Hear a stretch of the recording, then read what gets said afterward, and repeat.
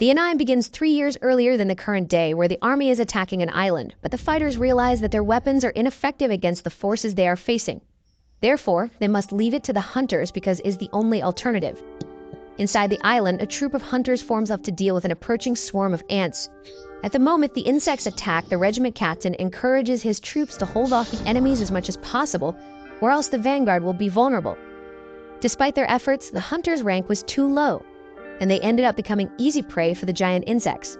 The captain is eaten alive while feeling his life fading before his eyes until another hunter eliminates the ant with his club and heals the fighter. However, another group of ants attacks the healer, but another member of the hunter team appears and, seeing Byung in danger, electrocutes the enemies from a distance. The last member of the team, Jinwoo, uses his devastating physical strength to secure the front line, while the healer finishes his work with the wounded in the field. Impressed by all that talent, the defeated squadron watches as the S-rank hunters resolve the situation. Unsuk, the member with electric claws, asks his healer not to rush ahead, but Byung just wanted to help as many people as he could. Besides, he was sure his two friends would come to protect him. At that moment, a gigantic ant appears on the battlefield, but despite its size and intimidating appearance, the S-rank team advances against the opponent. While Yunho holds the ant by its jaws, Unsuk injures it with his electricity. Then Yunho tears off the insect's jaws with his own hands and hurls one of the ant's claws at it with absurd force, piercing the giant's body. But several other identical ants appear, and Yunho activates an ability that makes him even more powerful, while Unsuk unleashes tremendous lightning on the battlefield. The amount of power is so great that it can be seen from the other side of the island, where the commander of another troop realizes that the S-rank has arrived in time.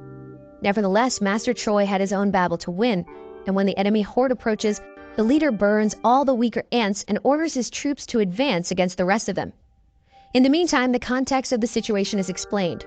Over 10 years ago, a series of portals appeared connecting our world to an alternate dimension. The other side of each portal was filled with bizarre creatures called magic monsters. Those who awaken abilities to face these monsters, which are immune to conventional weapons, are called hunters. Based on their natural power, they are classified in descending order as S, A, B, C, D, or E rank. However, once this power awakens, it cannot be increased through any individual effort. 3 years later, a portal has a whole structure to serve the purposes of the hunters, while a group of lower-class hunters gathers around to pass the time and prepare for excursions into dungeons. At this moment, a food truck attendant gives coffee to one of them and wishes him good luck on the raid. One of his friends, Park, arrives at this moment and greets Kim. Kim is surprised by his friend's arrival since he had said he was tired of hunting, but the man responds that his wife is pregnant with their second child, so he needs to earn money from raids because diapers aren't free. And at that moment, the protagonist arrives and all the hunters are messing with the guy, greeting him or making some joke. Since he drew attention upon arrival, Park asks if the guy is so strong that everyone wants to talk to him. However, Kim claims it's the opposite. As the boy is known as the weakest hunter of humanity, people kind of adopted him as a mascot, so he is well known. Once he ended up in the hospital after participating in an E-rank mission. At least when he is called, everyone already knows that the raid will be easy. And as Song approaches, the two hunters try to lower their voices so the guy doesn't hear, but he had already heard everything, resigned to not being able to argue against facts. Right in front of him, his friend Joki shows concern for Jinwoo Sung being hurt once again and insists on knowing the origin of the wound, even though the guy avoids talking about it. Then he comments on the case known among the hunters, the famous E-rank portal raid, where Jinwoo was the only one injured and went straight to the hospital. Since all the other hunters were of higher rank, no one saw the need to bring a healer, so it fell to the young man who ended up lagging behind. Hipatri argues that they were selfish and didn't think about the group's needs, but Jinwoo takes responsibility, saying it's his fault for being weak, and that he's already used to being treated that way. The raid is about to begin, and one of the hunters volunteers to be a group leader. Since everyone around recognizes that Song Cheol is the most skilled of all, there was no objection. Soon, the team enters the portal, and before Sung enters, Kim asks him to stay behind the rest of the group and be careful not to get hurt. Joey tries to motivate the boy and also enters, while he stays behind and observes his knife with almost no magical power, which was the only thing he managed to buy. Still, it's better than nothing, so Jinwoo Sung promises to do his best this time. Far away, the president of the Hunter Association, Go Gunny, talks to his assistant, reporting that the conversation with the government was the same as always. They accuse dungeon breaks of being a problem, but still want the resources that hunters collect from them. Go doesn't mind them wanting a piece of the pie, but he wishes there wasn't so much hypocrisy. After all, dungeons are the livelihood of hunters, They live off what they sell from these dungeons, and the most valuable example of this is the stones collected from defeated monsters, essence stones. And finally, Jinwoo achieved his first victory after putting in a lot of effort for it. Despite that, another creature emerged, attacking him. No matter how hard he tried to confront it, when attempting to thrust his knife into the enemy, his weapon was completely shattered. In return, the monster drove a sword into the boy's abdomen. Park arrived at that moment and eliminated the enemy, but he soon had to return to the front lines and Sum was bleeding heavily. So Dree took charge of healing her friend. While receiving treatment, Sum observed the fight of his companions. His vision grew blurrier as he wished he could be there in the battle. Returning to the president, he explained that the most expensive essence stones are collected from the strongest monsters. These stones can be transformed into powerful weapons and equipment to fight against other monsters. In addition to these stones, mana crystals serve the same purpose but are less potent. The assistant then asked if the government had another intention in using these items. Bo explained that their intention was to use the materials as a source of energy, as it is a cheaper and more efficient form of energy than current ones, and also pollutes the environment less. This is why there is so much pressure on the hunters. The cleanest and most effective energy source comes only from resources extracted from dungeons. In Sum's mission, the team finally defeated the dungeon boss. Seeing everyone celebrating the victory, Joey asked her friend if he continues trying to be a hunter out of stubbornness. After all, if he continues like this, something more serious could happen at any moment. Today, for example, the injury was not just in the abdomen but throughout the body. Sum apologized for the trouble, but Joey scolded him, saying she doesn't want apologies, she's just worried about him. Meanwhile, other hunters were collecting loot, but this dungeon didn't have many mana crystals. Everyone was worried about the payment they would receive from selling the items. Sung at least only had the rank E essence stone that he obtained almost at the cost of his life. During his time, the hunter discovered a tunnel inside the dungeon, indicating it was a double dungeon, a new opportunity to get quality loot. However, the squad leader was cautious and informed his subordinates that in extraordinary cases like this, the standard procedure is to await orders from the Hunter Association. Other members questioned this stance, fearing they would send other hunters who would take the remaining loot. Besides, the tunnel was still part of this rank D dungeon, so there shouldn't be a problem. Song Cheol decided to take a vote on whether to enter the tunnel or not. It ended in a tie 6-6. However, some hadn't voted yet, so he was responsible for the tiebreaker. He considered that a D-rank dungeon was too dangerous for him, but since his father was missing, he was the sole provider for his family. So he had no choice. He needed to pay for his mother's treatment and his sister's college. After his reflection, he chose to dive in. In the moment when the weakest hunter seeks his breakthrough, Hunter Association is recruiting new members. Candidates line up to test their abilities, and an examiner evaluates each one's rank with a black sphere that citizens touch for scanning. A representative passes the results to Master Choi, informing him that a B rank and 2 C ranks join the guild. The chief emphasizes that gender and age don't matter. If a person has talent, they must receive a contract offer, even if they're not a Chaha. Meanwhile, in the most Brazilian street in the Anaheim, 2 guys on a motorcycle snatch a purse from a girl and speed away with the victim's belongings. Along the way, a woman in a pink cap stands in the middle of the street, making the thugs nervous. They continue accelerating and the woman jumps over them, surgically retrieving the purse. In the process, the motorcycle skids, and the woman returns the bag to the victim. The entire population witnesses this act of heroism and approaches Hunter Cha-ha, a renowned S-rank associate, for a photo. Before being photographed, she expresses annoyance at all the attention and leaves for some peace. Back in the dungeon, 40 minutes have passed since they entered the tunnel. Since the portal stays open for an hour after defeating the boss, they still have 20 minutes to get what they need and leave. Jinwoo Sung takes the opportunity to apologize again for putting them in this new predicament, as Joey voted against the new expedition. However, she gets irritated and reminds him that he would be dead if the sword strike had been a bit higher, so he should be more careful before entering places even more dangerous than those that nearly took his life for good. Jinwoo reflects on the scolding and acknowledges that having a B-rank healer by his side is a significant advantage. The girl asks to be rewarded with a dinner, and Jinwoo's reaction makes it seem like he'd prefer another sword in the stomach. Further ahead, the group reaches the boss's chamber.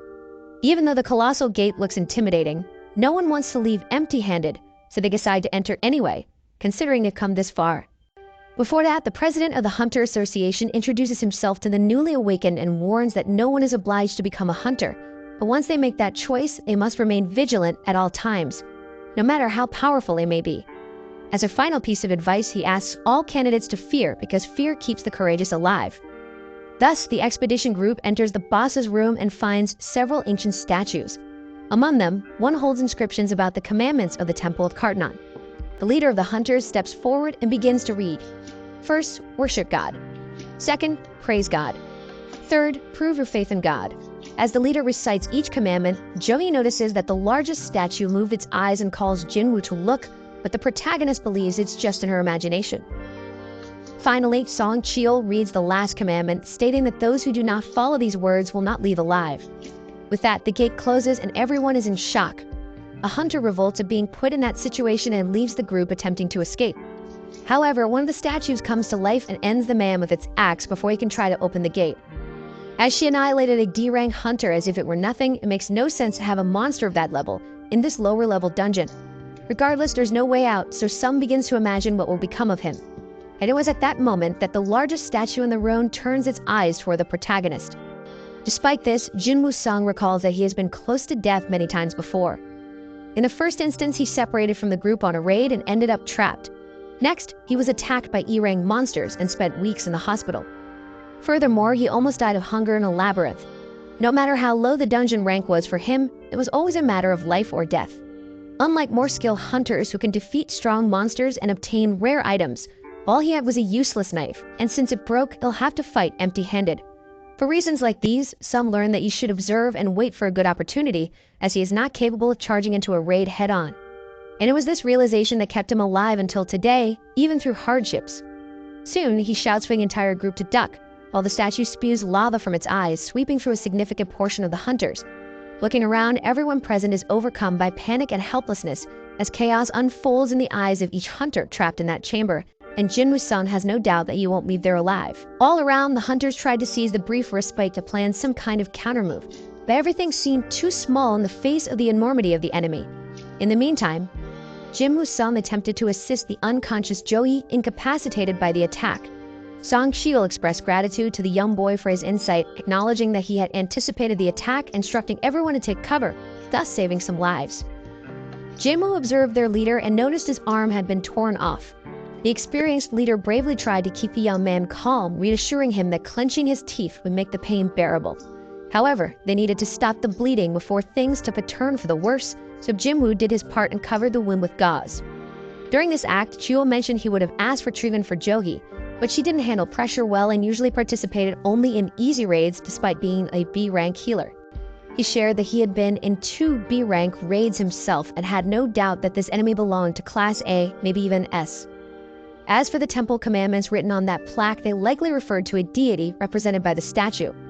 Along with the portals, various supernatural phenomena began occurring in the world.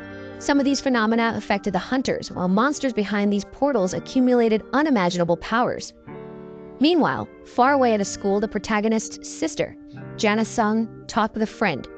The short-haired girl asked if Jana's brother was indeed a hunter. She confirmed it, mentioning he was an E-rank and usually came home bandaged from his missions. When asked about the interest, the girl evaded the question, whispering that she could truly do a better job than that E-rank hunter. Back in the dungeon, the leader argued that the enemy was too powerful to be destroyed, so they needed to stay calm, assess the situation, and find a safe way out. Despite the precaution, a team member rushed and refused to die there, having just signed a contract with a major guild. Trusting his speed, he is sure he could cross the gate before being caught. However, before reaching halfway, the statue almost completely destroyed the speedster's body, leaving only his feet behind. Undoubtedly, this was the last evidence they needed to understand that this creature could annihilate them in the blink of an eye. The big question was why it hadn't eliminated them all yet, and perhaps the reason was a hint at exit. Therefore, Jinwoo Sung used his wits and asked his leader to recall the first commandment of Kartnan, venerate God. Interpreting the phrase, Jinwoo Sung stood up in search of a solution. Despite Cheol's concern about the young man's unexpected reaction, something in his eyes indicated that he hadn't given up on life. Analyzing the commandment, the young man asked the rest of the group to bow before the statue, simulating the veneration that the god demanded. The hunters were confused and skeptical about the effectiveness of this measure, but with no better ideas at the moment, they all joined the plan. The veneration caused a movement in the statue, changing its face to a sinister expression. After a few tense seconds, the group began to question the next step. Park felt confident enough to stand up, believing the statue had stopped attacking. Following suit, the others stood up, but the tension was far from over because the giant statue then rose from its throne with that sinister expression and began to chase the guild. Although Song Cheol was the leader, the group pressured Jinwoo Sung to come up with the next step. Obviously, the answer would be in the second commandment, but the intense pressure on the young man prevented him from finding a way out. That's from a scholar of ethnology, the in-depth study of societies and their culture took responsibility. This reading reminded the hunter of some exaltations to the gods. Applying his knowledge to the statue, he knelt down and offered a kind of prayer. While the ethnologist prayed, the statue lifted its foot higher and higher until it stepped on him as if he were an insect. This triggered chaos, and everyone began to run in pure desperation. Panic robbed a hunter of her reaction, and she too was mercilessly trampled.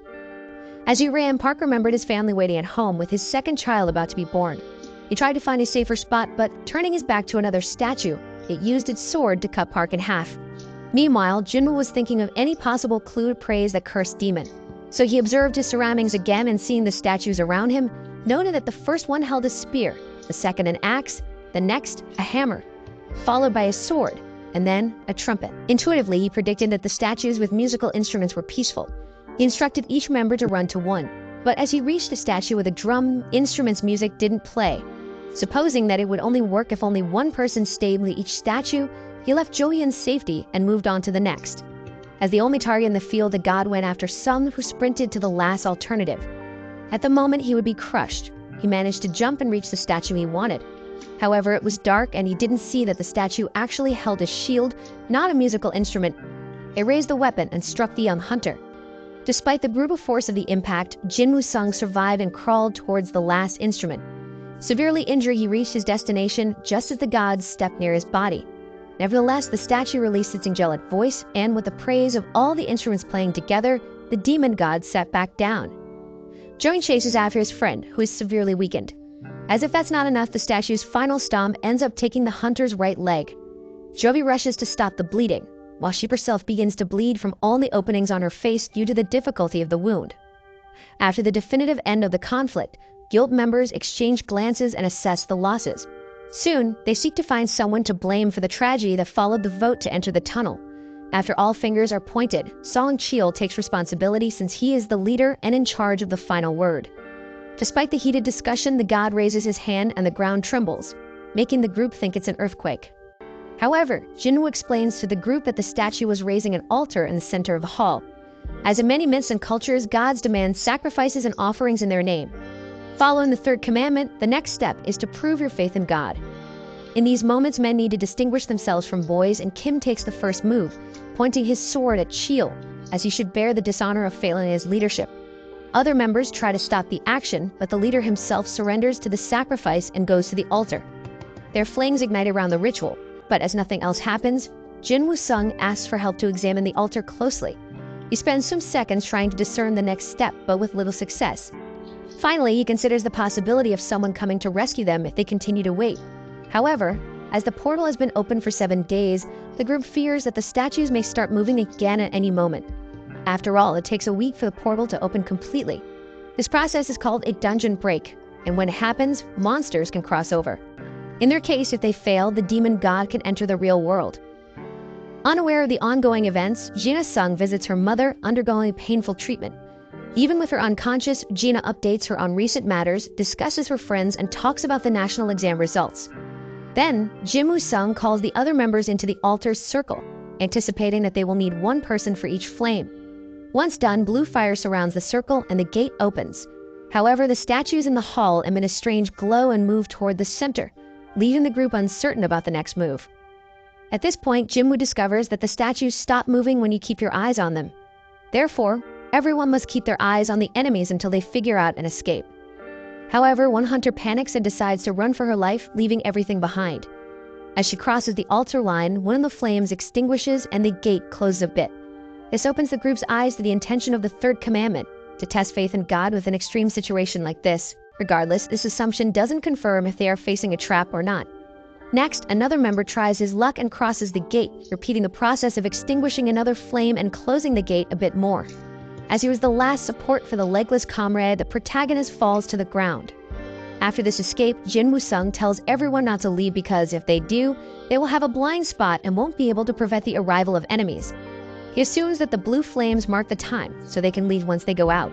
Kim praises the boy's intelligence, especially since he has been labeled as useless since joining the association.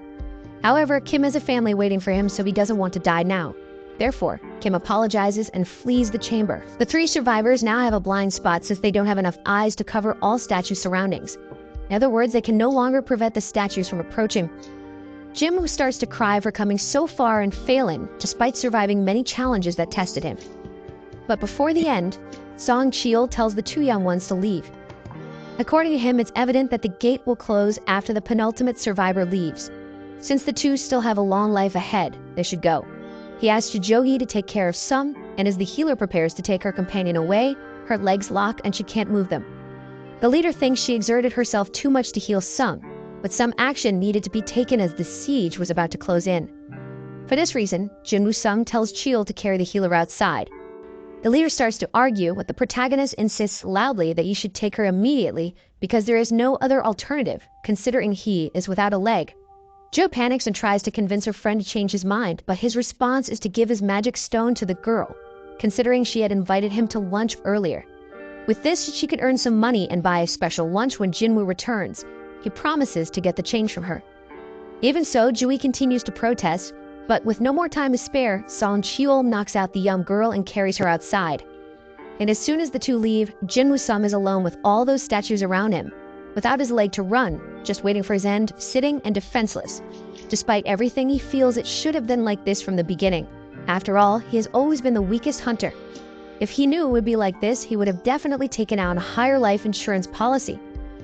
Finally, he raises the sword left by Kim and intends to take at least 1 enemy with him. At that moment, a statue throws its giant sword at the boy, but it sticks into the altar near him. Another statue hits the ground, causing Jinwoo to roll with the impact, leaving him completely exposed to the enormous enemies. With that, the next blow is accurate, tearing off one of the hunter's arms. Praying for his end, the boy remained on the ground with no reaction, just lamenting not having another chance to do things differently. Meanwhile, another statue crushed his body with its hammer, breaking his bones. At that moment, despite the pain, Jinwoo Sung is proud of having at least reached this point. As he tries to stand again, a colossal statue pierces his right shoulder completely, impaling the boy on the wall. Miraculously alive, he spends his final moments harboring hatred for hunters like Kim, despising the fact that he said he couldn't take it anymore and had to leave. After all, it's logical that nobody could endure being there anymore. He was just justifying his own selfishness. It's always the most selfish ones who benefit the most. Jinwoo has a terminally ill mother, but even so, he decided to sacrifice himself for the group, leaving her and his sister alone, only to end up being massacred in the most painful and lonely way possible.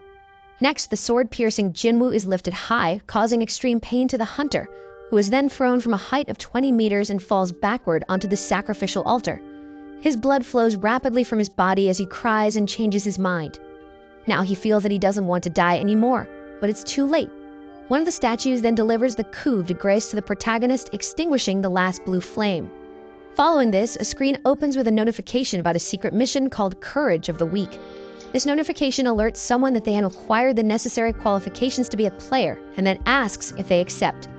Once the proposal is confirmed, another screen opens, warning that this person's heart will stop in 0.02 seconds if they don't accept, and then other options between yes and no are presented on the screen. In the end, the player goes ahead and accepts again. Suddenly, Jinwoo Sung wakes up in a hospital bed. Desperate, he looks over his entire body, recalling the limbs that were crushed by the giant statues. However, his body was intact with all of his arms and legs, and there was no sign of the chest puncture. At this moment, 2 men enter the room, and one of them introduces himself as Woo Jinchul, the administrator of the surveillance team of the Hunter Association. Beside him is an assistant named Kang Tashik. First and foremost, Jinwoo Sung wants to know what surveillance wants with him. Woo informs him that the boy was unconscious for 3 days. As for his mission companions, Song Cheol lost an arm and probably won't be able to work as a hunter anymore. Lee Jo-hee, on the other hand, is traumatized and receiving psychiatric treatment. Due to her condition, the administrator is unsure if she will continue in the profession. Considering that only 6 hunters survived this dungeon, and everyone knows it's a very dangerous job. Despite the tragic outcomes, Woo mentions that such incidents are rare. Now regarding why they are there, the White Tiger Guild arrived at the location after being informed by the survivors they only found Jinwoo Sung lying on the ground, with no trace of the statues or the temple described by the survivors. However, since there was no inconsistency in the report and the remains of the deceased were at the scene, Jinwoo's group was removed from the list of suspects. By the way, the administrator asks if the boy had his second awakening. The awakening determines a hunter's power and is supposed to be unchangeable. However, in rare cases, a hunter can undergo a second awakening. This bypasses the rule of immutable power and can elevate a hunter to rank A or even S. To measure the protagonist's new strength, a manometer is brought to him. Since he survived instant-death level monsters, it's highly likely they are facing a new prodigy. After Jinwoo places his hand on the device, the screen displays the number 10. He was excited to discover his new rank and insists that the surveillance team reveal the result quickly. However, Woo Jinchul informs him that he misunderstood and apologizes to the young man. Outside, Kang Tashik seems frustrated with the test result. Even E-rank hunters can reach up to 70 points on the meter, so it's as if Jinwoo Sung is just a civilian based on his score. While Kang expresses his dissatisfaction, Woo Jinchul thinks that the dungeon has disappeared, and there's no way to explore it again to figure out how that boy survived. Back to the young man, he laments not getting a good score as he was hoping to level up. But above all, Jinwoo is confused that no one asked about the strange interface that looks like a video game, indicating that he had an unread message. This makes him think that only he can see this thing. He tries to touch the interface, but realizes it's not a touch screen. The more he concentrates on it, the more some memories come back to him, like when he was about to die and this same screen appeared, saying he met the conditions to be a player and asking if he wanted to enter a mission called Courage of the Weak. Next, his sister appears in the hospital scolding him for not taking care of himself again. Almost every mission he comes back unharmed, but he remains a punching bag. However, as it was a genuine concern, Jinwoo smiles slightly at Gina's scolding. This leads her to think she's being sarcastic, so she threatens to quit studying and get a job if he continues to get injured, as one day, he'll end up crippled and unemployed. Acknowledging his sister's point, Jinwoo agrees to take it easy and then asks if Gina can see the strange interface in front of him. She thinks a doctor needs to examine his head but plays along. As a gamer, Jinwoo explains that this interface looks like a virtual game, asking what to do when an unread message notification appears in a game. Gina explains that normally you just open the message box. As the boy repeats his sister's words, the voice command shows the messages. The first one informs him that he has become a player, and the other says that the daily mission called Strength Training has arrived.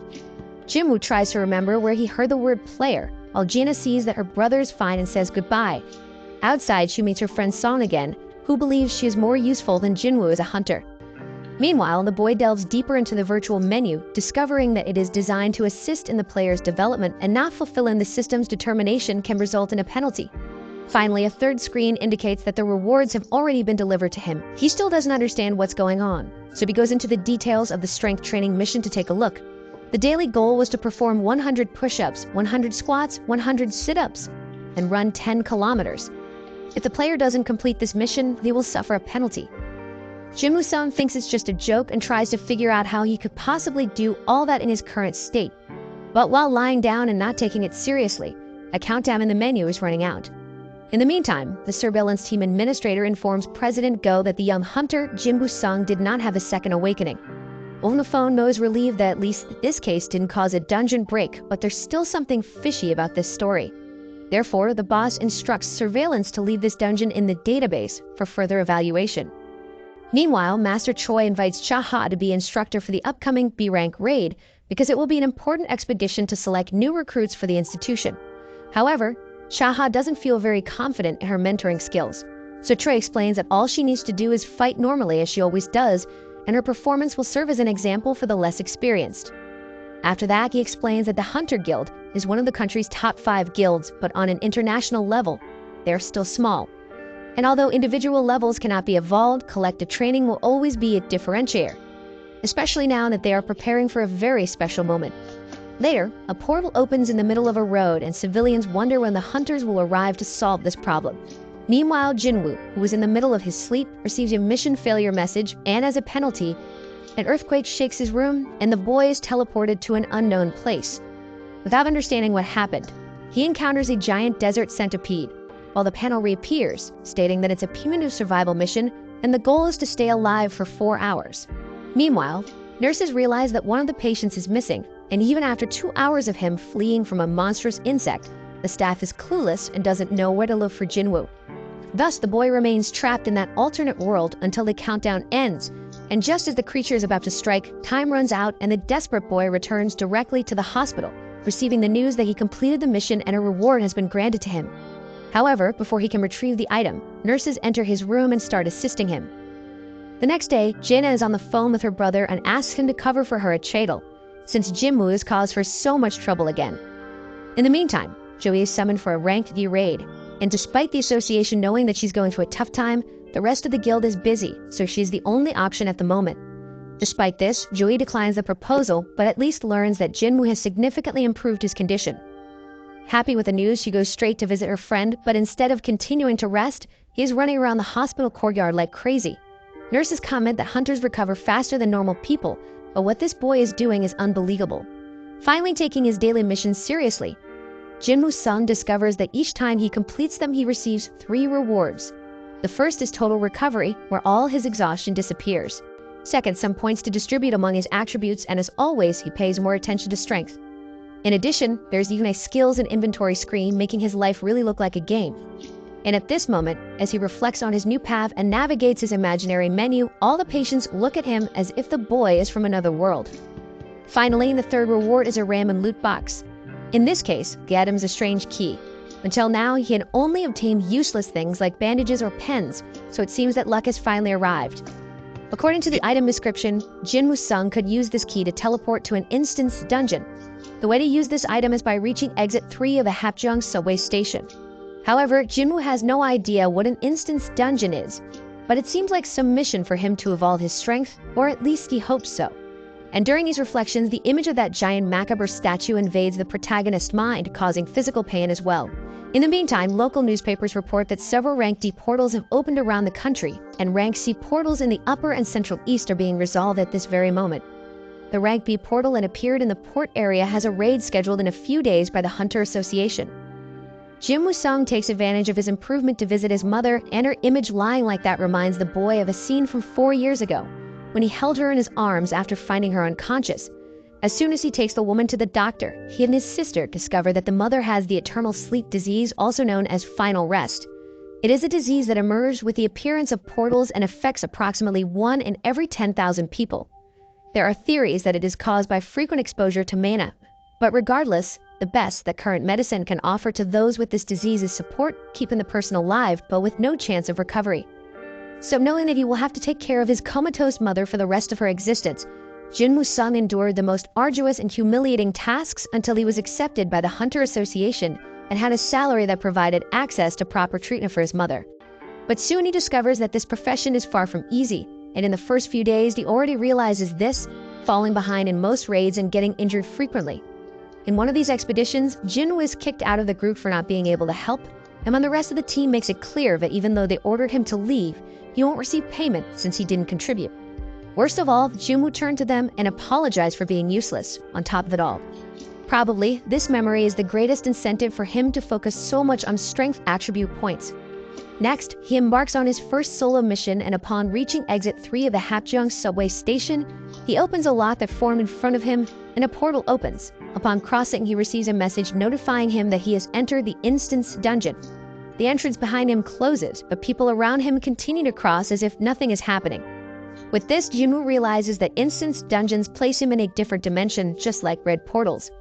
Then he receives another message saying that he cannot leave until he kills the boss or uses a teleportation stone. Thus, he descends the stairs and comes face to face with 3 goblins.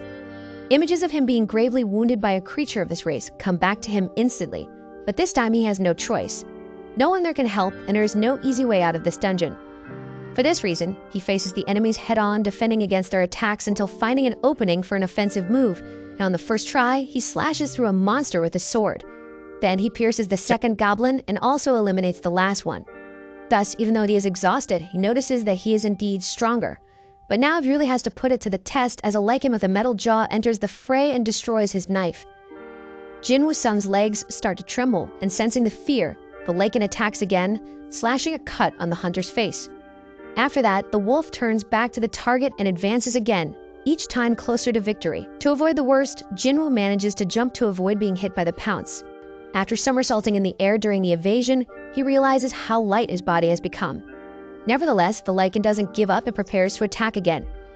Jinwoo, tired of taking beatings without retaliating, responds to the lichen's charge with a punch. The impact is so strong that it finally makes the protagonist feel the difference after investing so many points in his attributes. However, even this increase in strength is not enough to defeat the enemy in hand-to-hand combat. Moreover, Jinwoo has no group to cooperate in this fight, so it's just him against the opponent. Furthermore, Jinwoo only has food and water in his backpack, lamenting the fact that he has no magical weapon to defend himself. But at that moment, he recalls his last dungeon raid and pulls out his magical sword from the inventory, countering the lichen and leveling up. Jinwoo remembers that he took the sword from Kim when he fled the statue dungeon and that he paid 3 million for it. Next, 2 more lichens approach, but Jinwoo no longer fears them because of his new weapon.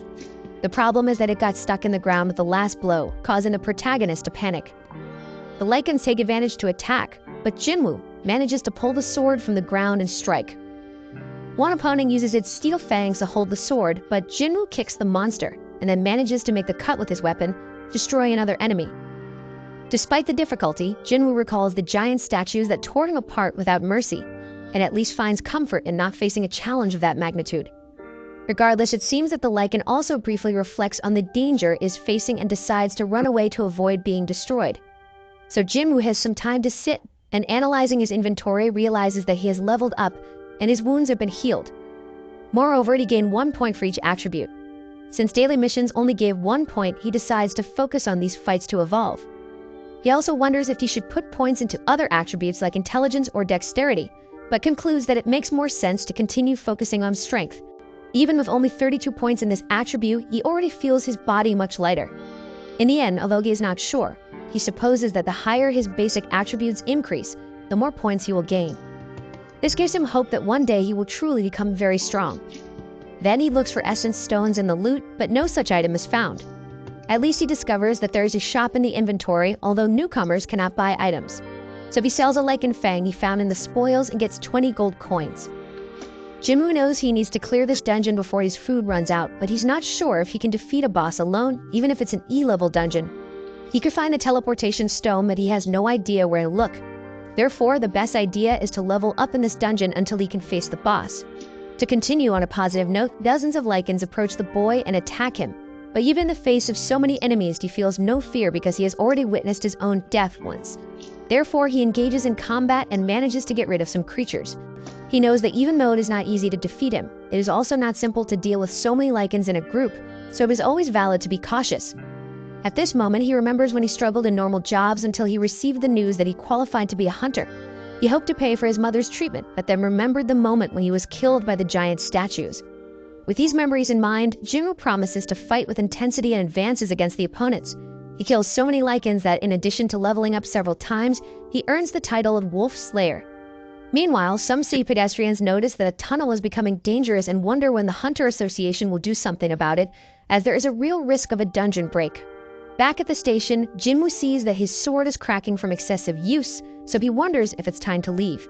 Meanwhile, his manga explains that players who achieve the title of Wolf Slayer have a 40% bonus in all attributes against animals. In addition, he sees that he has obtained 34 wolf fangs, 2 worn daggers, and a traveler's cape. But last and most important, he notices that he has obtained the teleportation stone. The acquisition of this item rekindles the doubt of whether to leave or not, but Jinwoo is afraid of not having another opportunity to gain XP so quickly again. According to Jinwoo Sung himself, he feels like dancing in the palm of Buddha's hand, considering everything he is experiencing without having any idea of how he got there. Meanwhile, Joey receives another call from the Hunter Association, being informed that the portal she was invited to defend has fallen victim to a dungeon break. She feels guilty for having refused the call, and remembering Jinwoo's determination even in the difficult situation he was going through, decides to help once and for all. The association was lacking healers in this battle, and the city was in great danger. Jinwoo continues to evolve non-stop until these hours of experience make him realize that enemies with white names are weaker than him, while orange ones are at his level and red ones are more powerful. He has leveled up so much that even the lichens now have white names instead of the red ones they had when he first arrived. However, even though he has evolved so much, Jinwoo feels that he cannot defeat the boss down the staircase. Perhaps due to his increased perception, the feeling that he has no chance becomes more vivid. However, even though this monster gives him chills, he has reached level 15 and probably won't be able to level up in that dungeon. Moreover, the sword is becoming increasingly cracked, so it would be better for him to stop using it recklessly and go straight to where it really matters. Therefore, he descends the long staircase of the station until he reaches the lowest floor, and as soon as he steps there, a giant fast creature crosses underwater to throw Jinwoo against the wall and break his sword. The boy rises and sees that he's in front of the Swamp King, the blue Kasaka of poisonous fangs. Even though Jinwoo has evolved a lot, the boss's name is still orange. And just by looking at the creature, he realizes that he won't be able to pierce those scales with just a sword. Therefore, the strategy is to endure the heavy attacks from the snake until he discovers a weak point. The problem is that until that moment arrives, he needs to survive, and the way things are going in this battle, he might not be able to do that. After several powerful attacks in a row, the giant snake throws an entire train carriage at the protagonist, and this display of power makes him feel small even after putting so many points into strength. Ultimately, he wonders how many points he'll have to invest in this attribute to stop being seen as a joke. Speaking of which, he remembers when he was called the weakest hunter in humanity. In an old memory, a man encourages Jinwoo not to care about that nickname and to focus on proving to everyone that he is not what they say he is. Throughout his life, he has been ridiculed, and it made him feel ashamed of himself. When you are strong, you can handle challenges, help others, and be respected by those around you. On the other hand, when you are weak, you depend on the help of others and end up becoming a burden to your team. Society looks down on you, and even if you are intelligent, empathetic, or creative in the face of the strong, all of that becomes invisible. In the end, empathy doesn't win battles, and that's why Jinwoo was so determined to become the strongest of all, to prove that he can make a difference. So he tries to climb the snake's scales, even without conviction that he would gain anything from it, but he's quickly thrown to the ground again. However, as he rises once more, a blue aura envelops the protagonist, and he knows well that this enemy before him is nothing compared to the terror he experienced with those statues. This mentality brings the necessary determination for him to keep fighting, and this time with more confidence. After climbing to the top of the snake, he manages to leap onto the back of its neck, and with the blessing of his numerous strength points, he begins to crush the scales of the blue casaca with his bare hands. A snake tries to escape the opponent in every possible way, but Jinwoo Sung's strength is so great that the creature's head is severed. Exhausted, Jinwoo sees his own blood flowing throughout his body with the absurd effort he's exerting, while the gigantic monster lies dead in front of him, and his virtual menu indicates that he has leveled up several times. Moreover, he is rewarded with a dagger made from casaca venom. In addition to having double the damage of Kim's sword, it has paralysis and draining bonuses. On the other hand, Jinwoo was afraid to use a venom gland he looted because the effect of this item is to harden the user's skin, but at the cost of the muscles being affected by casaca's venom. So he leaves this item stored away while receiving the notification that the dungeon has been cleared, and for this reason it will be restored to its original state. With everything back to normal, Jinwoo leaves the station and comes face to face with a soldier warning that the boy shouldn't be there after all. He should already be aware of what happened with the latest news. But shortly after this statement, the soldier notices the sword in the boy's hand and discovers that he's a hunter, and for this reason, he apologizes for everything he said and takes Jinwoo Sung directly to the ongoing battle. During the walk, a protagonist sees the wreckage of a dungeon break along the way, and the soldier warns that almost everything is under control, but the most dangerous creature is still missing. Through his perception, Jinwoo feels that this monster is nearby through a blue light shining in another part of the city. On the other side of the buildings, a huge golem terrorizes the city, while ordinary citizens are controlled at a safe distance, and the hunters take the front line against the invader. The commander of the hunters tells the healers to do everything to keep the tank standing, but the damage dealers of the group are not managing to hit the monster enough because they need hunters who use magic. Jinwoo notices that this group was put together hastily, so they have no synergy together. Moreover, there are 6 rank E and 2 rank D, so they are too weak for such a threat. Despite all this, he sees a rank B healer in the middle of the battlefield. It was Joey being urged by the other healer in the team to do something useful since she was paralyzed by fear. She tries to cast a healing spell, but the image of the evil statue invades the girl's mind and shakes her again. Jinwoo observes the difficulty of his friend and does not judge her because, in addition to witnessing the same trauma, he was once like her, consumed by fear and unable to react. However, not anymore. In the face of this creature, Jinwoo knows that it is of rank D, just like the giant snake at the station, so he has a chance to help in the fight. Therefore, he leaps towards the enemy to support the hunters and breaks the enemy's defense to leave it vulnerable. Thus, the rest of the group attacks and causes real damage to the opponent until they destroy the golem. The team's tank is amazed at the power of whoever threw that magical sword, considering that a group of 10 hunters was having so much difficulty facing this enemy, even in good numbers. Looking for the author of the magical strike, the tank asks the soldier who threw that sword in the middle of the battle, and the soldier moves back in an attempt to find the guy, but Jinwoo was already far away. The tank wonders what level this hunter must be to be able to do that, while Joey seems to know that it was her friend who caused that turnaround in the fight. As for Jinwoo Sung himself, he seems much more mature and aware of his ability, but he didn't even imagine that that single blow could cause all of that, so Yu believes that the golem was already quite weakened by the time he arrived. The next day, Jinwoo is hitting the gym hard, while some nurses comment on how handsome this patient is in addition to having an incredible body. When this patient arrived, he didn't attract much attention, but he hasn't stopped exercising since then and got ripped, and that happened too quickly for the short time he's been there. Shortly after, one of these nurses enters Jinwoo's room and sees him shirtless. She feels embarrassed for being attracted to the guy's body and ends up speechless, but soon she composes herself and informs Jinwoo that he'll be discharged today, asking how he's feeling. He replies that he's feeling great thanks to the nurses and her colleagues' work. The nurse thanks him for the compliment and informs him that he should go down to the reception so they can take care of the paperwork.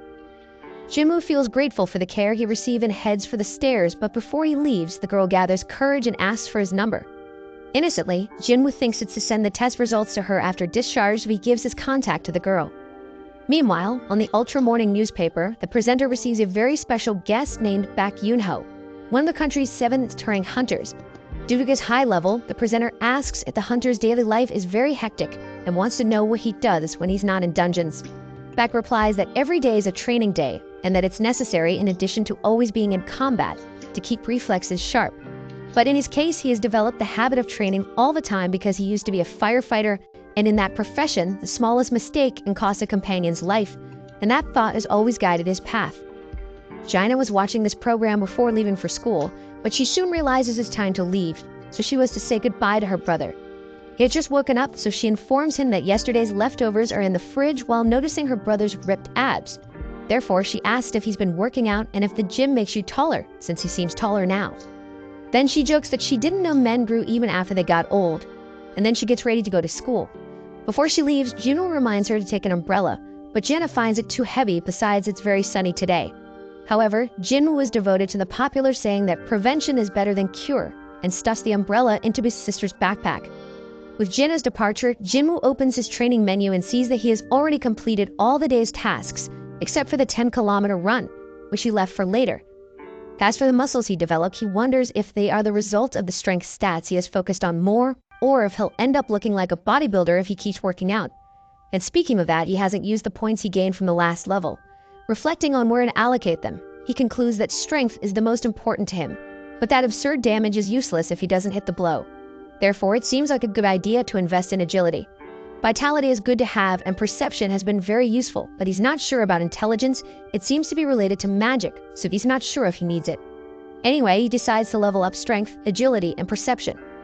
Right at that moment, the owner of the house he rents calls to collect this month's rent, as Jinwoo hasn't paid yet, and the tenant promises to pay as soon as possible. After ending the call, the protagonist looks at the screen of his cell phone and wonders if this experience he's going through is some kind of second awakening, but now that he can easily kill goblins, maybe paying the rent shouldn't be a much harder challenge. Instead, he prefers 1,000 times to face a battalion of goblins. And maybe that's the solution to paying the rent, so Jinwoo enters a hunter's app, where they act in raid services in exchange for money. Jinwoo is looking for a higher level challenge to score some good money, but he imagines that nobody will accept a rank E in this type of difficulty. For this reason, maybe it would be better for him to ask for a revaluation and who knows, rise in rank to have more chance of getting higher paying jobs. However, Jinwoo remembers that he underwent a red awakening, and that this is extremely rare to happen. And the fact that he is a hunter who can level up would attract all the world's attention, and the press would throw all the world's expectations on his back. Because, as they say, the nail that sticks out gets hammered. So he decides to take a break until he learns to defend himself better and understand his abilities. And in the meantime, a notification arrives on his cell phone. Hours later, Jinwoo had just completed his daily run and went to collect his reward, which besides full energy recovery and plus 3 attribute points, gave him a random loot box. Then a group of hunters approaches and their leader Hwang Dong-suk is the first to greet Jinwoo. A guide who was right behind recognizes Jinwoo, remembering him as the weakest hunter in humanity. The other members of the group start laughing, but Dong-suk tells them to stop clowning around and apologizes to the newbie for the comments. Despite this, the boy doesn't seem as psych as he used to be in the past and soon asks the team leader about the next steps. Dong-suk informs him that they're going to a C-rank dungeon and they need at least 8 people to enter, and at least half of those 8 need to be rank C. Since Jinwoo won't fight, he won't be entitled to a share of the loot that they will pay 2 million for participation. As the man spoke, Jinwoo analyzed that the group has 4 C-rank members and 2 D-rank members. So he agrees to the terms and asks what his role is in this raid, and the boss replies that he'll carry everyone's luggage such as food, clothes, and equipment in addition to a first aid kit. Jinwoo asks if they intend to go without a healer, and the leader recalls how difficult it is for independent groups to find healers. But as they've always done without a healer, they have experience with it. Jinwoo understands the reason, but thinks it's crazy to enter a dungeon with practically only tanks. Then Wong passes the pen for the young man to sign the contract, and he reads that one of the conditions is that the group is not responsible for anything that happens inside the dungeon. Still, he signs and hands over the document.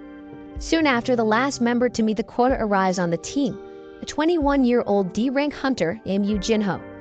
Despite his low level, the guy sported one of the most powerful and shiny armors, and right off the bat, everyone figures he must be a rich kid. Jinwoo assures he'll protect the protagonist, and they all set off for the mission. During the hike, you ask Jinwoo if he's okay since those backpacks seem heavy, and Jinwoo thanks him for the concern but says he's fine. Later, the 21-year-old starts recounting the story of the former company president they were passing by who fled abroad 2 months ago, taking away 900 billion embezzled. Seeing Jinwoo's disinterest, Yu apologizes for not being aware of when he's bothering others. Arriving at the portal, the team notices it's too big to be a C rank, but Hwang confirms that the association checked twice. You ask the new colleague if they shouldn't worry more about the size of this portal, but Jinwoo-san informs that what matters is not the size but the level of magical power emanating from within, and that's what the Hunter Association evaluates when classifying. Dangerous dungeons ranked B or higher are handled by larger guilds. Those ranked C and below shouldn't be as dangerous.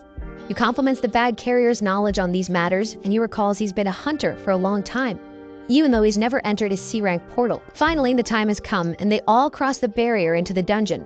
Since it was very dark, Q1 casts an illumination spell, and everyone is confused by the fact that this dungeon has no monsters and is completely dark, unlike others which are filled with glowing stones that light up the place. These cave characteristics remind Jinwoo of the Kartanon Temple, where all that tragedy happened. At this moment, the colleague in shiny armor asks him what those glowing stones are, and he explains they're rocks that emit a faint light, quite common in cave-type dungeons.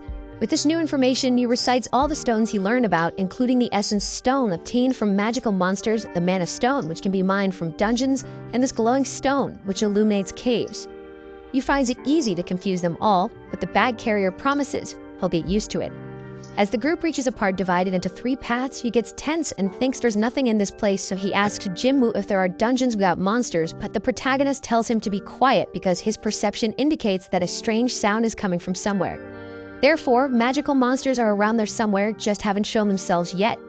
With the discovery, the team prepares for any imminent threat, while Jinwoo wonders what kind of creature hides in the shadows and is attracted by light, and soon concludes they're insect-type monsters. At this moment, sounds coming from all sides seem louder and more intense, and the whole team seems like they're going to panic because they can't see any enemies. They look to all the tunnels for any sign until a bunch of giant ants emerges from above. Apart from Q1, the archers try to prevent the enemies from getting close, but soon they manage to reach the ground. Therefore, Dong-suk used the provocation skill to attract all opponents to him. And with this protection, Q1 has time to cast a powerful spell that eliminates several enemies at once, giving the rest a chance to advance toward victory. Watching the fight, Jinwoo recognizes that this team is very well coordinated, and indeed, they must have been fighting together for a long time. And as for Jinwoo, it seems like the equipment makes up for the lack of skill. But you know they're doing well, something doesn't seem right in this story. Soon the battle is won, and the members divide all the essence stones among themselves. Dong-suk thanks the bag carrier's perception for anticipating the trap, and Jinwoo replies that it's just part of his instinct.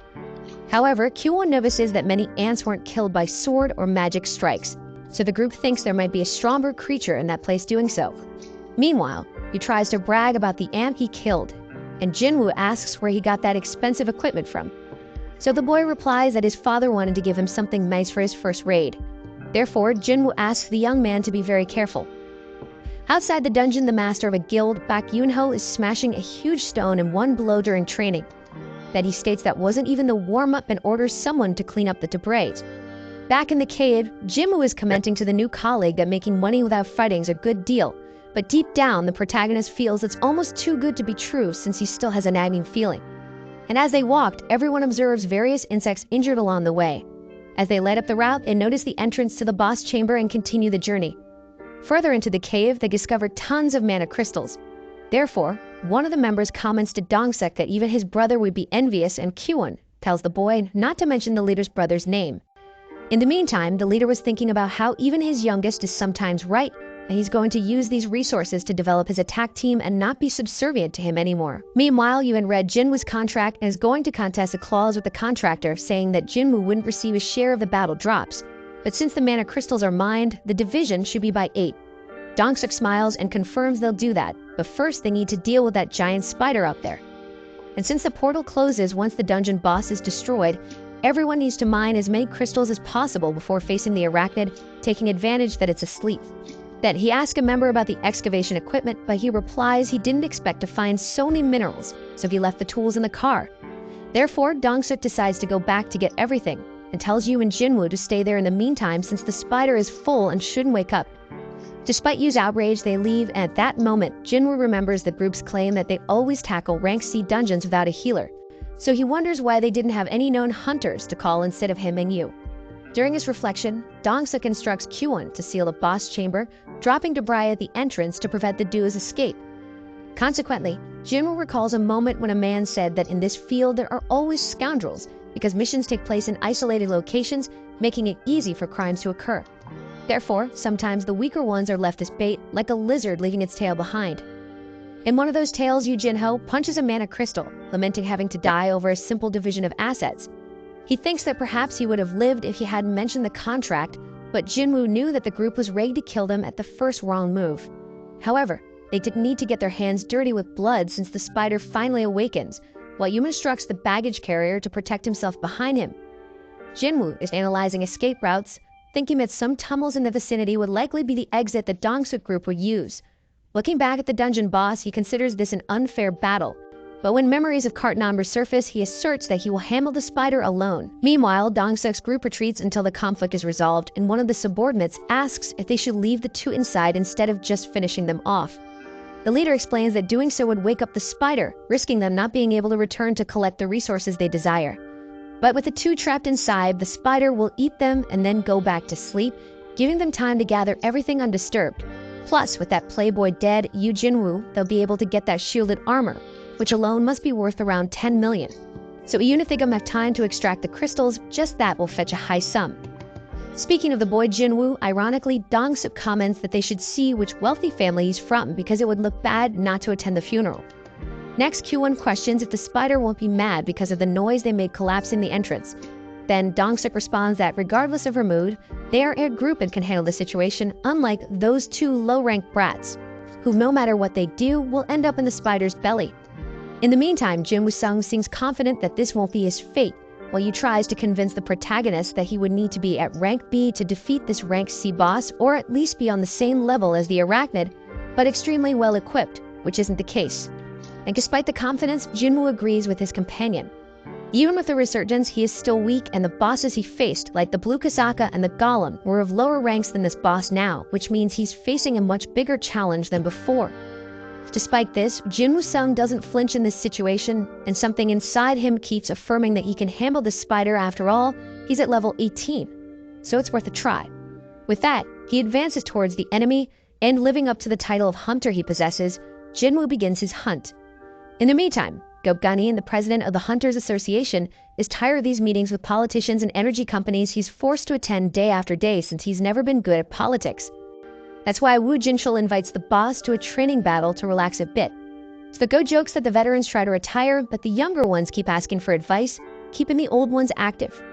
Meanwhile, Jinwoo is seeking a way to hit the opponent since he's having trouble penetrating the exoskeleton with his sword.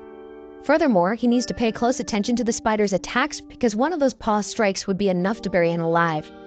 And watching the fight from behind, Yu notices that guy there is nowhere near an E rank, so he definitely falsified his rank. He's just another one of those crazies who pretend to be weaker than they really are just to take on lower challenges and kill for fun. And as he convinced himself of that, he wondered more and more where he ended up. Meanwhile, Jinwoo was getting more and more tired and seeing his speed gradually decreasing, which means he needs to find a way to turn this game around before he becomes an easy prey for the spider. That's why he rummaged through his inventory to see if he could find a solution, and he sees in the venomous fang of Kasaka the hope of defeating the enemy with its paralysis and draining powers. Therefore, the hunter must find a weak point to penetrate the spider's skin. and the dagger's poison would take care of the rest. However, the enemy had a trump card up its sleeve, releasing acid onto the battlefield and showing Jinwoo that he couldn't approach thoughtlessly. But still, the protagonist doesn't have much choice, because if he tires too much, he'll become spider food. For this reason, he uses his new ability called Sprint to speed towards the rival. Thus, the 10 kilometers run per day seems to have some effect on the strength of the boy's legs, who is launched like a missile towards the dungeon boss, giving him a chance to attack with his dagger on her face. However, even this part of the arachnid's body was extremely resistant, so Jinwoo starts losing his cool and desperately attacking every part of the body he can.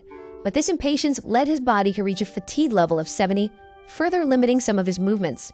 Faced with slowness, the spider manages to hit the human and throw him to the ground with force. So Jin was seen resigned to his fate, but when the enemy was about to end the fight using its claw, he uses a full recovery bonus and replenishes his energy. This time he could mess up, so in his new attempt to attack, he unleashes numerous dagger blows on one of the spider's eyes, throwing all of the Kasaka venom onto the spider's body. Thus, in a few seconds, the dungeon boss falls to the ground without a chance to react. With the victory, Jinwoo instantly levels up a few levels, while feeling relieved that he didn't use all of his total recovery rewards from his daily training runs, because without them, it would have been quite complicated. Meanwhile, he was simply astonished by what he just witnessed. He simply can't believe that the ranky baggage handler from his expedition group was able to defeat a giant rank C spider, so now he's sure the guy falsified his real level. And during his thought, the protagonist collects the essence stone from the cave boss and wonders how much such a thing must be worth. And being no fool, he already puts his colleague's baggage on his back and hands him a bottle of water while asking him to rest, while Yood himself digs up all the crystals from the location. Jinwoo Sung doesn't understand the reason for the strange behavior, but this is put on the back burner when Dong-suk's group emerges from one of the cave entrances and notices that the two rookies are still alive. At the same time, the experienced Go Gunhee agrees to practice with Woo Jinchul and shows that even though he's old, he still maintains an incredible shape, demonstrating incredible strength by subduing the Hunter's surveillance administrator. Jinchul recognizes the president's strength and thanks him for having had the opportunity to train with him, while the leader demonstrates great humility and leadership by praising the subordinate's development and emphasizing that even if these exercises don't raise Jinchul's rank, it's still possible to practice and polish new techniques that can be useful in dungeons, where danger is always extreme and people's true nature really shows. And this nature becomes more evident in Dong-suk and his team as they delve into the chaos and upon seeing the spider carcass conclude that it was probably a much weaker creature than they imagined to be defeated by two weaklings like that. At least that rich kid Yu's expensive armor seems to have tanked the dungeon boss. So Dong-suk remarks that this rich kid's equipment seems to be quite useful and asks if his father is Yu Myungin, president of Yu Construction. Since the guy didn't deny it, the leader sends a proposal to him, where he should finish off Jinwoo Sung to become an accomplice to everything that happened there and have his life spared. Dong-suk had no intention of keeping the daddy's boy alive, but seeing the dungeon boss's corpse there on the side, he fears that this armor might have some special bonus that he can't predict, so he wanted to expose the user to a new conflict to analyze the real power of this equipment. Faced with this, Dong-suk pressures Yu to do what he says, as what happens in the dungeon stays in the dungeon. So the boy approaches Jinwoo, leaving Dong-suk anxious for what's to come, but he turns against the group, who then prepares to deal with the weaker enemy before you. And at that moment, Jinwoo Sung receives an urgent mission, where he should eliminate any present threat to ensure his own safety. And if he doesn't complete this mission, he'll suffer a penalty. However, the challenge shows that it wouldn't be so easy, as Kwon unleashes a lightning bolt on the protagonist that isolates him far away. Meanwhile, three friends meet at a cafe and a green-eyed girl named Heejin is asked about how things are going at the White Tiger Guild.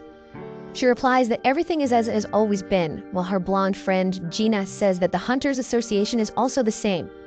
Then Heejin asks if it's true that Gina is going to start A-rank dungeon training with Cha Ha, one of the guild's legends.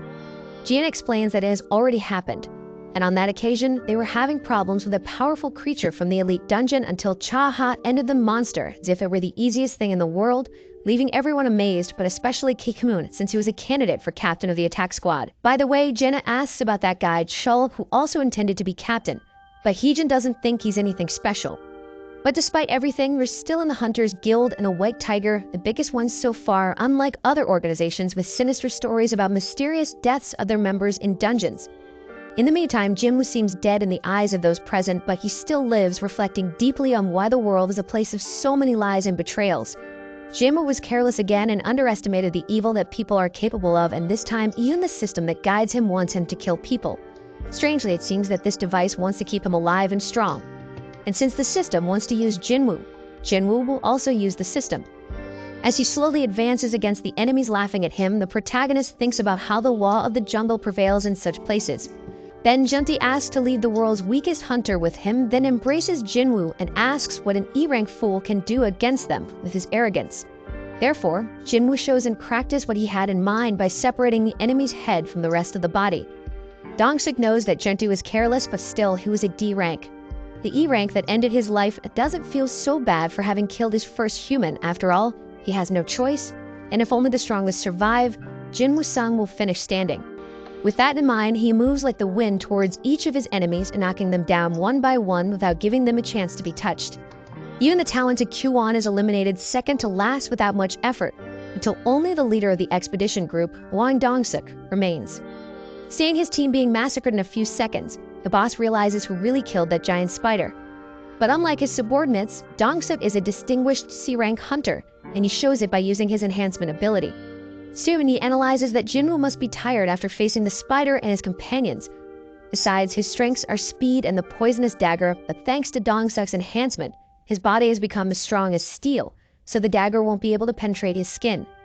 However, Jinwoo-sung shows that having spent all this time leveling up makes anyone of C rank seem nothing compared to him. So he throws Dong-suk's head on the ground, realizing that he has no chance against that hunter, so he begs for mercy and swears that he will pay whatever Jinwoo-sung wants if spared. But the protagonist remembers that this man tried to kill him 3 times and now comes to beg in such a ridiculous way. And as Dong-suk himself said, what happens in the dungeon stays in the dungeon. Faced with the end, the man tries to flaunt his influence, warning that he's the brother of someone important, but Jinwoo couldn't care less and ends the service right then. Later, the guild investigator isn't buying the story that all the C ranks were wiped out and only the D and E ranks remain.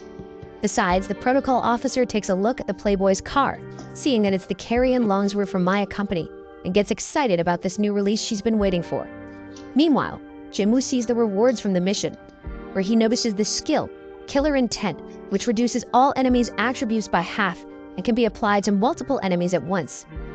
After the investigation, he is thanking Jinwoo-sung for everything that happened in the dungeon, but the protagonist is only concerned if his sister is using the umbrella he asked her to take earlier today. Meanwhile, on a high altar of a building, a new character is about to be revealed. The next day, news reaches Jinchul that 6 hunters were killed in a C-rank raid, with only 1 D-rank and 1 E-rank survivor. Jinchul initially assumes it's another case of weaker members fleeing after the stronger ones were killed, but his assistant reveals that both survivors left the dungeon after defeating the boss.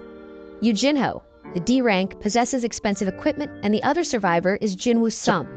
Upon hearing this name, the administrator becomes pensive and more interested in the case. The assistant adds that one of the deceased in the dungeon was Dong-suk, Dong-su's older brother. Turning to the protagonist, his sister sees him returning home with fried chicken and asks what good thing happened for him to do this, but he replies he's unsure if it was good or not. He then reveals he saved money for their mother's treatment, while his sister jokingly remarks that he's finally stopped being stingy.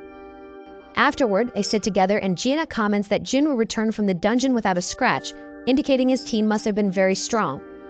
Jinwoo confirms they were indeed strong, while memories of the actual situation flash through his mind, a true massacre that Jinwoo-sung orchestrated without hesitation.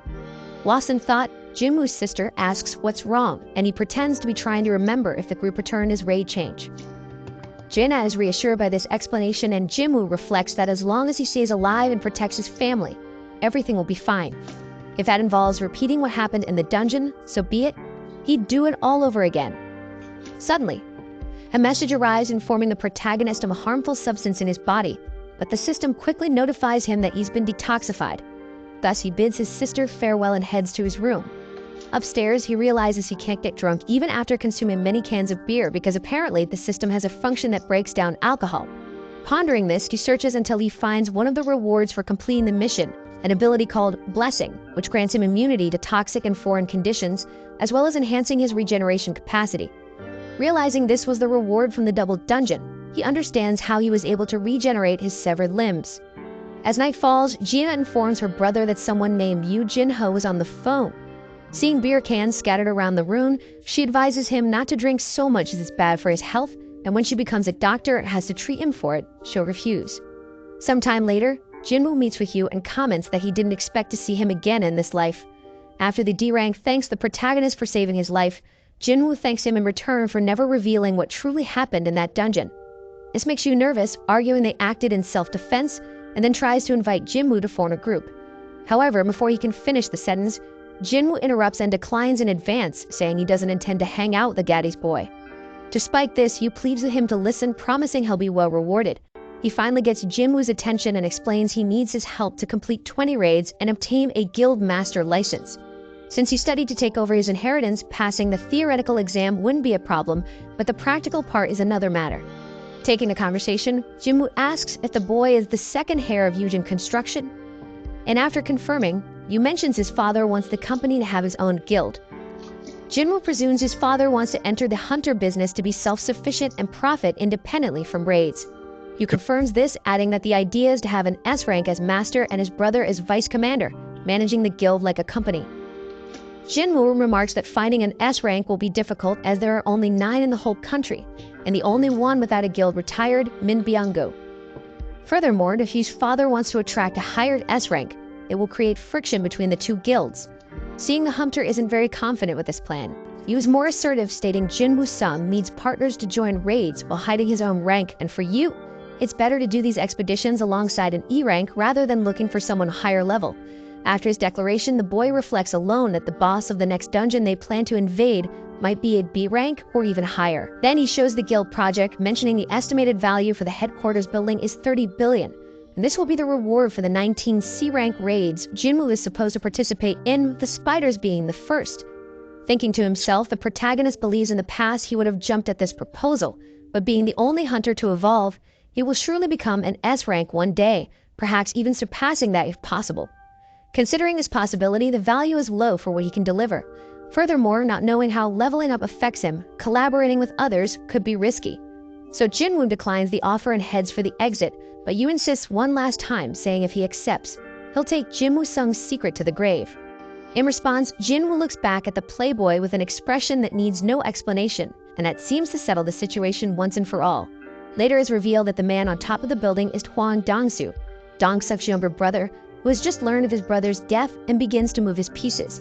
He demands the case paperwork from his secretary and asks her what would happen if he killed someone in another country. She explains that in a country with a hunter detention and extradition treaty, he will be tried in that country. If there is no treaty, he will be judged by the law of the country where he lives, possibly negotiating a reduced sentence with the government. Being very busy, Dong-soo asks the secretary to make room in his schedule to resolve this situation. But as it would affect the guild, he'll have to wait until there's a gap in the programming. With that settled, he looks at the faces of the two criminals and hopes they'll still be alive when he arrives. Early the next morning, Jaina and Jinwoo are exercising together, and in the middle of their run, Jinwoo asks what the girl would do if she suddenly came into possession of 30 billion. Jaina would pay for her mother's treatment, go to college, and maybe save the rest. She can't say why since it's never going to happen anyway. Jinwoo agrees and tells Jaina she can run at her own pace, then he speeds ahead. Unable to keep up, Jaina comments that the boy may be rank E, but he's still a hunter. In her absence, Jinwoo accepts the reward for another day of training, but before he notices that the system counted the run of the goal, tallying the 11 kilometers he ran instead of closing in at 10 as usual. To clear his doubts, he does 2 more push-ups and notices that this 2 was added to the goal, so he decides to see how far this could go. At that moment, Jaina had just caught up with him, but soon he leaves her in the dust again. After a while, he sees that the system has doubled the goal, so he questions what he ran beyond that. Soon he doubles the goal for all exercises with 200 push-ups, 200 sit-ups, and 200 squats, which unlocks a secret reward consisting of a blessed mysterious box and another cursed one. First, he opens the blessed one, revealing a key to enter the Demon Castle dungeon. Furthermore, it can be used in the Dasom Tower in Sampagu. The problem is that the acquisition difficulty of this key is level S, which worries the boy. Reading the mission description, he sees that in the Demon King's castle, he can obtain the ingredients for the life elixir, capable of curing any disease through powerful magic. At dusk, he visits his mother and in front of her wonders if this life elixir would be able to bring her back permanently. Holding on to this hope, he decides to pursue this goal. As he opens the portal to the dungeon, he thinks that the dungeon's difficulty could be rank S, just like the rarity of the key. Meaning with monsters like those from Jeju Island, which even troubled rank as hunters. As he prepares to enter, Jinwoo questions whether he will be able to face enemies of this caliber. Entering the dungeon, he confesses to himself that he's afraid, but still he has an instant teleport stone in case he's really threatened. And just as he takes his first steps inside, Cerberus, the guardian of hell, appears before the protagonist, who knows he can't turn back now, always keeping in mind the life elixir he can obtain from there. So he draws the Wolf Slayer dagger, and using his sprint ability, charges at the three-headed dog. Cutting the creature's body several times, he recoils when he notices his attacks have had no effect even with the weapon's characteristic he carries. So he activates his new and stronger technique, the assassination intention, but Cerberus responds with a roar that nullifies the human's ability. Since that's the case, he returns to straightforward combat, but the paralysis and draining effects of the dagger still fail to affect the infernal dog. This time, Cerberus shows his business card and retaliates against the attack suffered, ripping Jinwoo's arm off with a bite, only to then crush his body with his paw. Just with that, the hunter loses almost half of his HP, so he decides to be more cautious and retreats once again. Analyzing his opponent, he discovers that Cerberus is using his Fury ability, which doubles all user attributes for 3 minutes. But before devising a strategy based on this, Jinwoo takes another blow and sees his life points drop even further. So he tries not to stand still in battle to avoid this kind of mistake. Activating his total recovery to regenerate his arm, he returns to the fight and pierces the enemy's eye. But a notification arrives immediately, warning that Cerberus is not feeling any pain. Then the dog isolates and crushes the hunter several times, who can't react to the unbeatable strength and speed of the beast. Meanwhile, Jinwoo sees his HP dwindling, and the fact that he has dropped below 30% of life has imposed a dip-off on him of minus 50% damage. Faced with the massacre, the system keeps notifying the player at every moment, making him realize that this is not just any second awakening. At first, he thinks of enduring Cerberus's 3 minutes of fury for a chance, but he soon realizes that it's too risky, so he pulls out his teleport stone to bail out before things go south, but a stomp from the enemy makes the stone fly out of his hand. Now his life was near its end, and he was without the instrument that would get him out of there once and for all. At that moment, he searches the system for a solution, and he ends up remembering the store that the menu offered for potions and such. So he buys 3 basic healing potions, which heal a few life points. After that, he rummages for his inventory and sees Kasaka's poison gland, which hardens the user's skin but permanently damages the muscles with poison. However, Jinwoo remembers that he obtained the blessing ability, making him immune to toxic effects. With that in mind, he only has one option left to try, so he ingests the entire substance and sees the blessing preventing the venom's effect. Cerberus appears to finish off the hunter, but when struck again, he feels that his body suffers much less from the opponent's monstrous impact. Moreover, the dog's fury has just ended, making him feel the absurd pain of his pierced eye. Noticing the turn of events, Jinwoo goes all out, tearing into the body of the hellish animal. However, Cerberus manages to bite the protagonist, who feels his life slipping away, but at the same time, the hardening effect of the gland keeps him active. With that, he pierces the enemy's other eye several times with hatred, causing a rain of blood that extinguishes the fire around. With the victory, Jinwoo gains several levels in addition to obtaining the castle door key by defeating the Guardian, and the formula to make the life elixir, the 3 items needed to create this substance. After nearly losing his life in this battle, Jinwoo knows it's best to enter this castle only after he's sure he can face what's inside, so he promises that one day he will return. Next week, we'll have more of this anime as soon as the new episode is released,